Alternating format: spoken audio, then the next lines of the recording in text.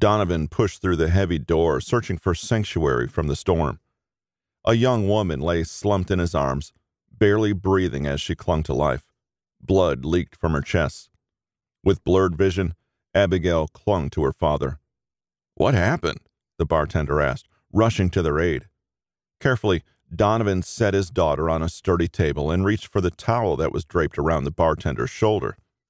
"She was attacked," Donovan answered, while applying pressure to the wound.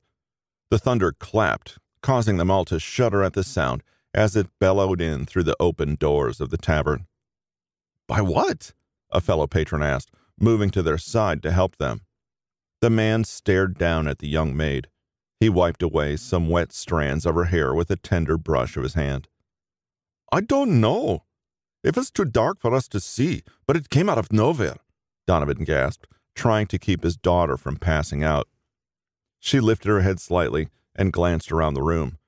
Faces of men surrounded her, and all she wanted to do was to escape. "Papa, please," Abigail pleaded, reaching out a weak hand to her father. "Hush, my dear, don't speak. We will get this minute, you'll see." A weak smile passed across her father's face. She tried to give one back, but the pain that was coursing through her body was too much. The heat and blood were draining out of her body too quickly, and she knew she didn't have much time. "I love you, Papa," she said, letting her head fall with a thud onto the wooden table. "No, you can't leave me here. You just can't." Donovan dropped to his knees and rested his head on her. Sorrow and grief filled him as he clung to his dying daughter's hand. "Sir." The young man touched his shoulder and looked down at him.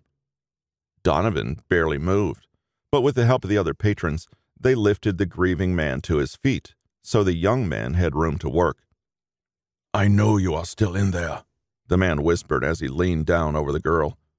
A slight gasp of air wheezed through her parted lips. "My name is Lucas. I can help you, but you must hold on with every fiber of your being. Do you understand? Do not give up. Not yet." Lucas waited for a reply, even though he didn't expect to get one. He straightened himself and glanced at the bartender. "I need a bucket of hot water, a needle, thread, and a bottle of your strongest liquor." The bartender stood there, stunned, too timid to move. Lucas took a single step towards him, and with his eyes narrowed at the man, he repeated his order. The bartender nodded quickly and darted to the bar, where he retrieved all that he could remember from Lucas' list. Only moments slipped by, but through a haze, Abigail glimpsed a flash of fire and light, her eyes filled with the hypnotic sparks that flew around her. Through the smoke and sparks that danced like fireflies around her, Abigail found peace. She breathed in deeply. "So, this is heaven," she said to the magic that flowed around her. "Hold on," a voice whispered in her ear, but the voice was demanding and commanded her body to do as it willed. Although she wanted to drift further into the dream, her body refused to move an inch in any direction. No matter how hard she tried to push herself forward, she couldn't. "What is going on?" she asked, searching for the restraints that held her down. She heard a gentle laugh from among the sparks and smoke. In the flickers of light, tiny faces stared back at her, each filling her with hope. She closed her eyes, blocking out the light from her vision. "Please," Lucas said, pushing Donovan aside. "You need to give me room to walk. I can save a life if you let me."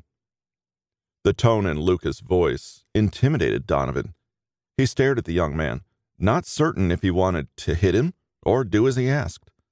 The bartender rushed to Donovan and curled his fingers around his arms to pull him back.